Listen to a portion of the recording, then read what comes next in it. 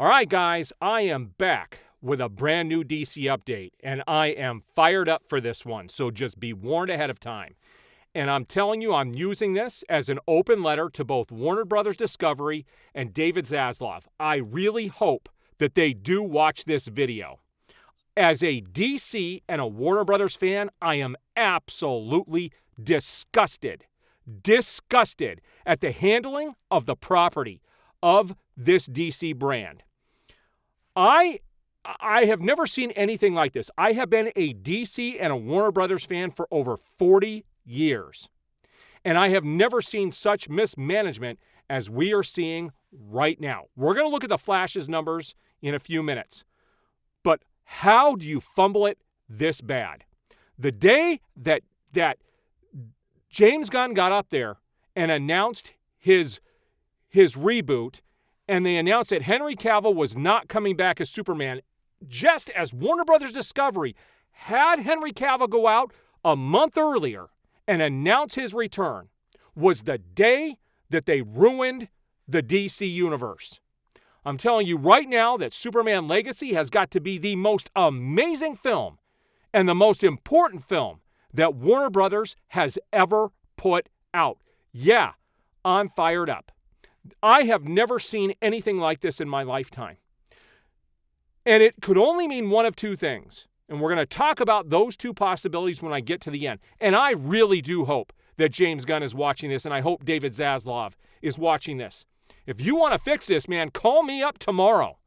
I'll come in and I'll take over and I'll fix it. I'll fix it tomorrow.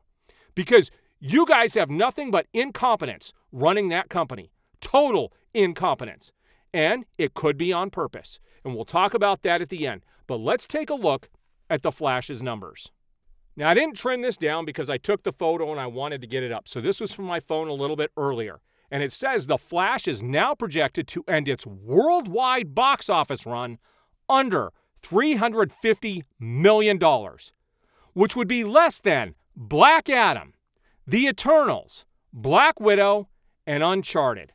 Warner Brothers is set to lose over $300 million from this film. And it's actually higher than that because they have put a ridiculous amount of money into the marketing, which has been completely fraudulent. And we're going to talk about some of this stuff here today. Now, part of that marketing was the fact that you had people like Tom Cruise and Stephen King come out and said they liked this movie. And here's the reason why. It says, now I understand why, somebody posted this on my comments. Now I understand why Stephen King said The Flash was a great movie. Andy Muschietti is making a prequel to his old book, It, called Welcome to Derry, which is going to be on Warner Brothers Discovery.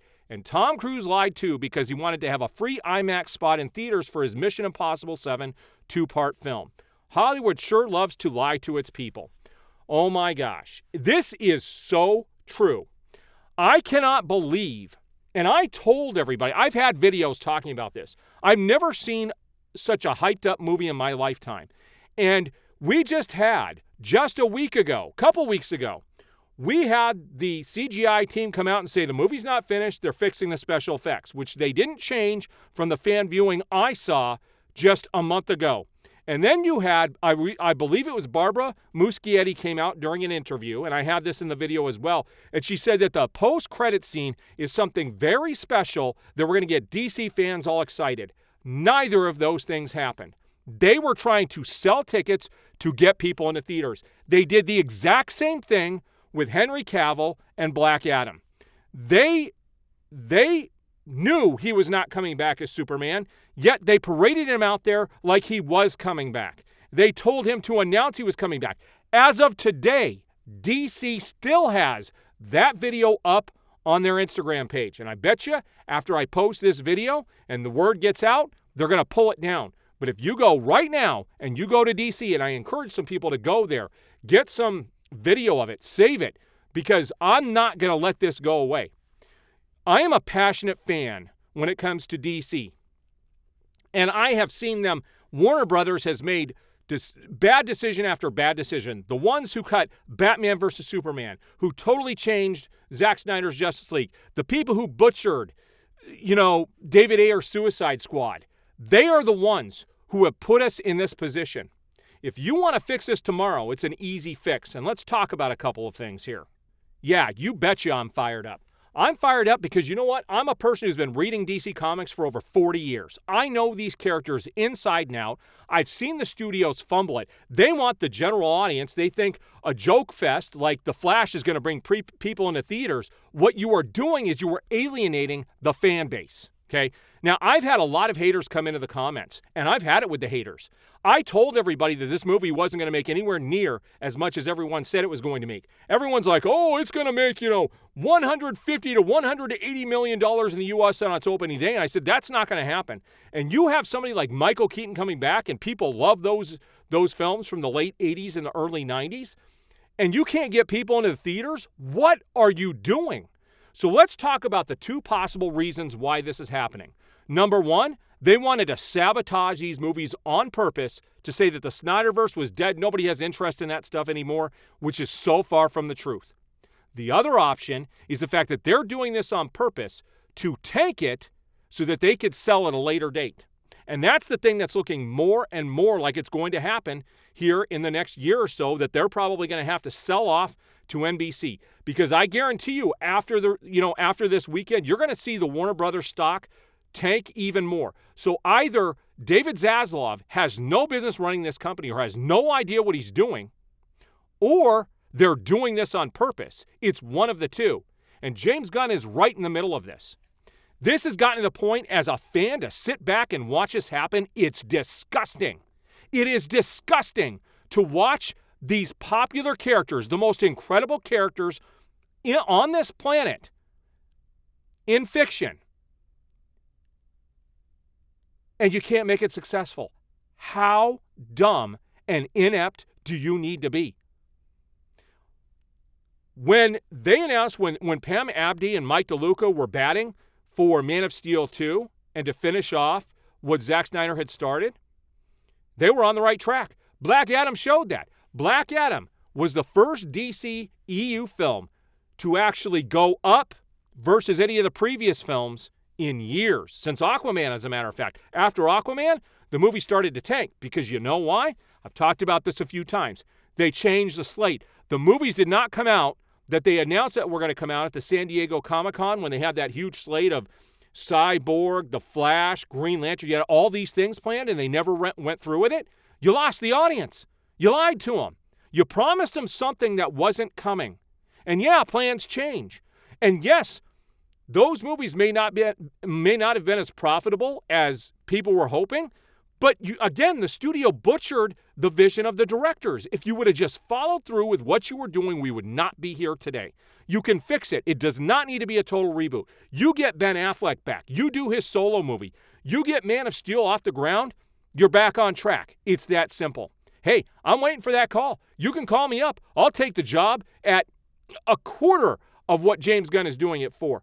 I care about these properties. There's a reason why I have my YouTube channel. There's a reason why 90% of what I do on my channel is DC. I care about these characters. I care about the properties, and I know movies. I've been following movies my entire life, and I know trends, and I see what's going on. And what they've done is they've destroyed this brand either on purpose or through negligence. Neither is good. It's not good for the fans. It's not good for the audience. And this movie is obviously not resonating with people. And I found it more enjoyable on the second viewing, but man, does this movie have a lot of problems. And I put my spoiler review up yesterday, and I ran through a bunch of stuff, but there's things I didn't even mention in that upset me, and mainly it was the whole middle part of the story. I could have gone on for an hour talking about the interactions between Barry and Barry when they really needed to be story building with the Dark Flash and some of the other things that they were doing. They were just kind of shoehorned in there that really didn't seem like they had any relevance on the film.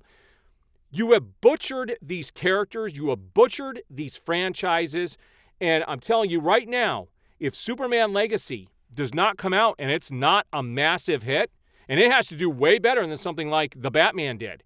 Now, I'm going to mention something, and I've had a lot of haters come in my comments. You guys can all take a back seat now, because all you guys told me, oh man, the Snyderverse is dead, and I'm not just a Snyder fan, but I loved what Warner Brothers was doing with that original slate, and they need to go back to that. I heard, and everybody's heard, that Batman solo film by Ben Affleck was the best Batman script anybody has ever read. That came out from several people who have actually read that script. How do you not go with that movie? How do you not put that out for the fans? The fans wanted to see Ben Affleck versus Deathstroke. And these people have come in and just bashed me saying, oh, no, the Flash is going to make this, the Flash is going to make that, it's going to do this, it's going to do that. No, and I guarantee you Blue Beetle is not going to do as well as they said it will. Now, that one I think may do better than both Black Adam and the Flash. There's a possibility it might. But I'm on the fence on my thoughts on that one. It just might do better. But Aquaman 2 is doomed.